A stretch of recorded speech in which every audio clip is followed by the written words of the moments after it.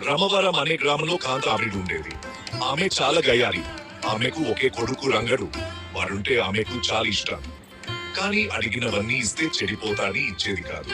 ఆ అలవాటు అందరి మీద కూడా చూపడం వచ్చింది.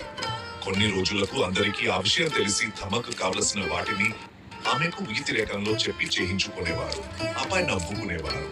ఆ విషయం భర్త చెప్పన వినిపించుకునేది కాదు. అలా జరుగుతుండగా రంగడికి పెళ్లిడు వచ్చింది. అదే గ్రామంలో విజయ్ అనే చక్కని పిల్ల ఉండేది. ఆమె అంటే రంగడికి చాలా ఇష్టం.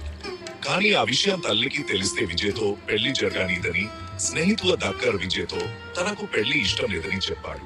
ఆ విషయం కాంతమ్మకు తెలిసింది. విజయ్ తల్లిదండ్రులతో మాట్లాడి రంగడికి విజయ్కు పెళ్లి చేసింది. కొత్త కోడలిపై కూడా తన పెత్తనం సాగించేది. రంగడు తన తల్లి మంచిదేనని, కానీ ఆవిడకున్న అలవాటు సంగతి చెప్పి ఆమెను ఎప్పుడు బాధ పెట్టొద్దని చెప్పాడు. విజయ్ సరేనన్నది. కాంతమ్మ ఏది చెబితే అదే చేసేది. అప్పటి నుండి విజయ్ తన ఇష్టాల్ని అత్తకు తెలియనిచ్చేది కాదు. ఒకసారి విజయకు కాకరకాయ కూర తినాలనిపించింది. కానీ అత్తకు తెలిస్తే తిననివ్వదని తెలుసుకుని అత్త వినేటట్లుగా తనకు కాకరకాయ కూర అంటే ఇష్టమని, పుట్టింట్లో కూడా కాకరకాయ కూర చేస్తే తినేదాన్ని కాదని, అమ్మ అరిస్తే కాకరకాయ కూర వేయించుకుని తండ్రికో చెల్లెడికో వేసేదానని రంగడితో చెప్పింది. కాంతమ్మ కాకరకాయ కూర చేసి కోడ్లితో తినమని చెప్పింది. విజయ్ తిననన్నది. తినాల్సింది కాంతమ్మ పట్టుపట్టింది.